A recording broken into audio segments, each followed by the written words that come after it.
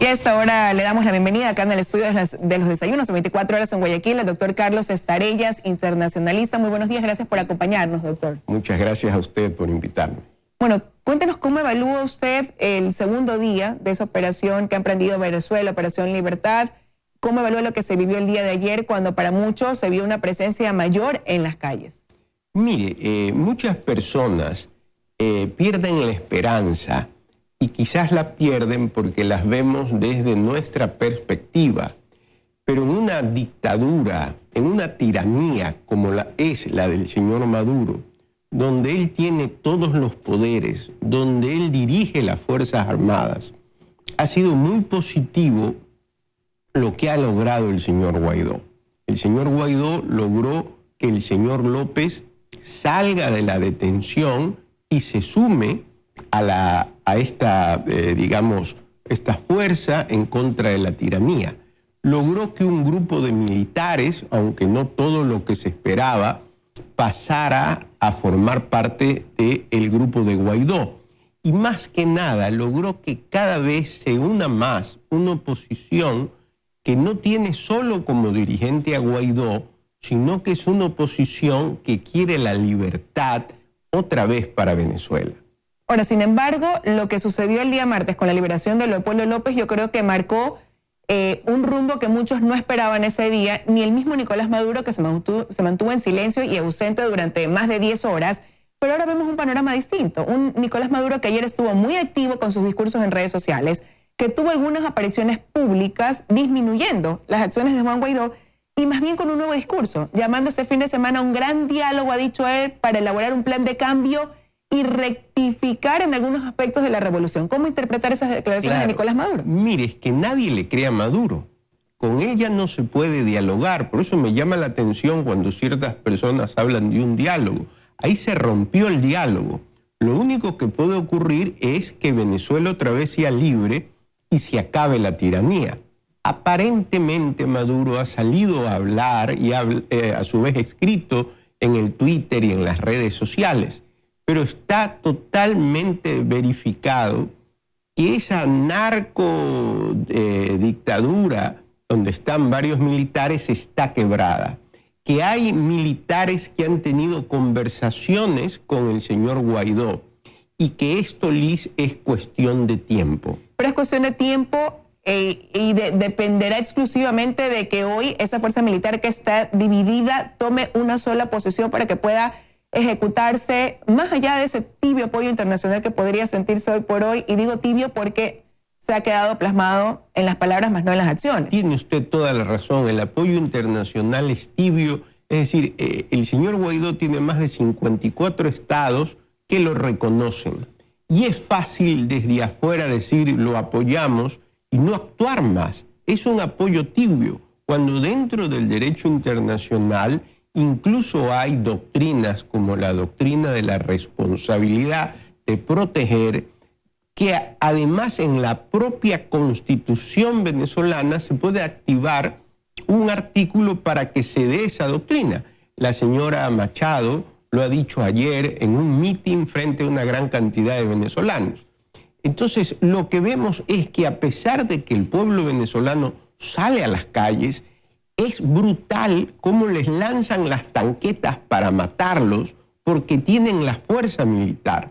Pero a pesar de todo eso, los militares comienzan a resquebrajarse y esto es cuestión de tiempo. Es imposible que esta dictadura, que esta tiranía continúe. Pero si hay este mecanismo del que ha hablado María Corina Machado, ¿por qué no se lo activa entonces? ¿Por qué se dilata más el tiempo? Lamentablemente porque tienen un poco de temor de aplicar la ayuda internacional. Es que esa ayuda internacional ahorita es necesaria porque el pueblo como tal no puede solo. Entonces hay el mecanismo dentro de la Constitución y existe la doctrina dentro del derecho internacional. Y al ver que se tiran las tanquetas, que se mata a la población civil, lo cual va en contra del derecho internacional humanitario, pienso yo que en algún momento debería aplicarse esta ayuda. Ahora, en base precisamente al derecho internacional, ¿hasta dónde puede llegar a concretarse o materializarse esa ayuda? Porque para quienes no dominamos el tema, a lo mejor muchos esperan un apoyo de intervención. Muchos dicen, bueno, Estados Unidos se pasan advertencias y han dicho que podrían venir medidas más devastadoras para Nicolás Maduro, porque el mismo presidente Donald Trump lo acaba de decir a una cadena internacional, que a Maduro le esperan medidas devastadoras, que muchos están esperando un punto de quiebre que ellos podrían adoptar, pero que confían en que todavía hay medidas abiertas que se pueden aplicar. Yo creo, Liz, que la situación en Venezuela es tan grave, donde existen causas y concausas y una serie de intereses de afuera de la población. Por ejemplo, Rusia tiene un interés que es un interés económico. Nos preguntamos, ¿qué tiene que hacer Rusia en un país latinoamericano? China tiene un interés económico y ya lo han demostrado en Siria, donde sus votos en el Consejo de Seguridad han impedido una acción internacional. Cuba tiene intervenido a Venezuela. En Cuba hay ciudadanos o militares cubanos dentro de la milicia venezolana. Entonces, esto lleva a que el derecho internacional se aplique a través de esta doctrina que se da cuando existen violaciones inmensas de derechos humanos, que las hay en Venezuela. Es que no se puede cerrar los ojos y decir no está ocurriendo en Venezuela. Basta ver la televisión, leer el Twitter, están acabando con la población civil. Pero precisamente partiendo de eso, doctor, mañana habrá una reunión del Grupo de Lima, por ejemplo. ¿Qué se podría esperar como resolución ya de esa reunión? Resoluciones efectivas. Ya la época de los discursos, la época de esa diplomacia simple y llanamente de declaraciones, se acabó. Pero como, por ejemplo, ¿cuáles? Pudiéramos mencionar la teoría, la doctrina de la responsabilidad de proteger, que si bien es una doctrina de la Organización de las Naciones Unidas y dice que necesita la autorización del Consejo de Seguridad, la misma Asamblea Nacional de Venezuela tiene un artículo en el cual aplica la ayuda internacional. La señora Machado lo ha dicho varias veces. Pero esa doctrina y ese mecanismo de protección, ¿cómo se podría traducir ya en una acción que puedan tomar los estados que hoy han dicho respaldan a Juan Guaidó? Una cooperación o colaboración militar, que es lo único que quedaría, porque vemos que la población civil sola no puede. Hay una cúpula militar que, si bien está resquebrajada, no termina de resquebrajarse. Yo no sé qué están esperando. Más muertos. Es algo terrible lo que está ocurriendo. Ahora, Juan Guaidó decía, hemos iniciado la fase final de la Operación Libertad.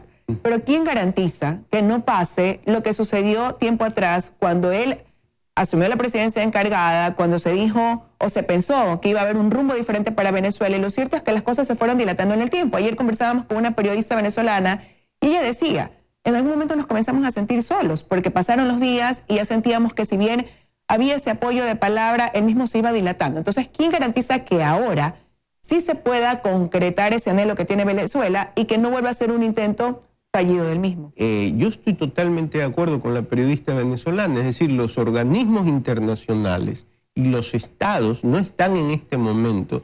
Ya se acabaron los tiempos de las declaraciones o las largas declaraciones. Hay que actuar y hay que apoyar a esa población.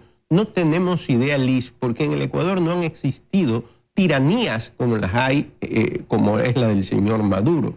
La única forma es ayudar a Venezuela. Venezuela es una población que tiene los mismos colores de la bandera del Ecuador, que tenemos una historia común, que tenemos un idioma común, y no puede ser que cerremos los ojos, digamos, pobre Venezuela, y de ahí no se ayude más. Bueno, los ojos del mundo están puestos en lo que sucederá en Venezuela en las próximas horas, en los próximos días. Como decía, mañana hay una reunión del Grupo de Lima y hay que ir viendo cómo se van concretando estas acciones. Ya Venezuela, Juan Guaidó ha llamado a un paro generalizado, a una huelga escalonada, como dicen ellos, ya incluso del gremio trabajador. Iremos viendo qué pasa. No quisiera dejar de tratar también con usted otro tema que tiene que ver con Julian Assange. Para él, pues, una vez que salió de la Embajada del Ecuador, lo primero que se preveía es que se lo sancione por esa violación de la libertad condicional en su momento, y ya obtuvo una condena de 50 semanas de prisión. Ahora acaba él ya, como ya son 8 horas más, ya se realizó la primera audiencia para una extradición a Estados Unidos, algo que él ha dicho no quiere que se realice. ¿Cómo ve usted ahí el panorama? ¿Usted cree que se pueda concretar dicha extradición para que también en ese país lo juzguen por el delito que tiene sobre sus hombros? Mire, hay instituciones internacionales que hay que cumplirlas. Una persona no puede decir yo no las puedo cumplir. Así como el asilo es una institución para delitos políticos, la extradición es una institución para delitos comunes. Y es una institución que si existen tratados o hay una colaboración internacional entre estados, generalmente se da. Inglaterra envió una carta al Ecuador diciendo que no extraditaría en tanto en cuanto esa extradición no lleve a un delito que tenga pena de muerte. Se ha dicho que en Estados Unidos los delitos del señor Assange no son de pena de muerte. O sea, no se estaría incurriendo en un incumplimiento a esa carta que envió, ese compromiso que estableció Inglaterra en su momento para que Julian Assange pueda dejar la embajada ecuatoriana. De lo que yo conozco, no son de pena de muerte y por lo tanto, al ser la extradición una institución de carácter penal internacional, bien podría Inglaterra conceder la extradición del señor Assange, lo cual debe de cumplir como cualquier otra persona que comete delitos comunes. Ahora, ¿cómo afecta al Ecuador también esta denuncia que presentó la defensa de Julian Assange hace unos días, donde hablaba o vinculaba a 10 personas, entre esas funcionarios diplomáticos del Ecuador en la embajada en Londres, y se los acusaba de espionaje, de filtración de información, de revelación de datos de carácter reservado, difusión de estos datos que tienen que ver con secretos personales y chantajes? ¿Cómo nos afecta como país? Bueno, en primer lugar, Liz, el que ha chantajeado, el que ha, digamos, hecho todo eso es el señor Assange. Él es el experto, él es el que graba, él es el que hace todo esto. Entonces llama la atención que ahora el experto haya sido chantajeado. En todo caso es una denuncia, tendrá que ser tramitada y de ser verdad tendrá que ser sancionada. Todo lo que sea verdad pues lleva una sanción. Pero qué tan grave es hablar de que podrían haber funcionarios de la misma embajada vinculados a este tipo de espionaje, como usted dice, en caso de que la investigación así lo determinara. Claro, habría que ver. Yo sí conocí de funcionarios de la embajada en el gobierno anterior que eran totalmente sumisos al señor Assange. Incluso hoy todavía sale un ex cónsul declarando a favor del señor Assange y en contra del Ecuador. Pero toda investigación es positiva. Lo ideal también sería que investiguen en la época, en esos largos 10 años del señor Correa y en esa época. Toda investigación, vuelvo a decir, es positiva. Para usted, el capítulo de Julian Assange es un capítulo negro dentro de la historia de la diplomacia ecuatoriana. Para mí es un capítulo negro, gracias a Dios un capítulo cerrado y que todavía se debe de escribir qué fue lo que sucedió, cómo se concedió el asilo. Hay varias cosas. ¿Por qué se lo dan en la embajada y no se lo dio en la casa del embajador? Una serie de mecanismos que deben describirse para que quede todo claro al país. De cosas que deben clasificarse, que el país todavía espera conocer esas respuestas. Quiero agradecerle su presencia esta mañana acá, doctor Estevillas, analizando estos dos temas de relevancia en el ámbito internacional. Grato conversar con usted. Gracias.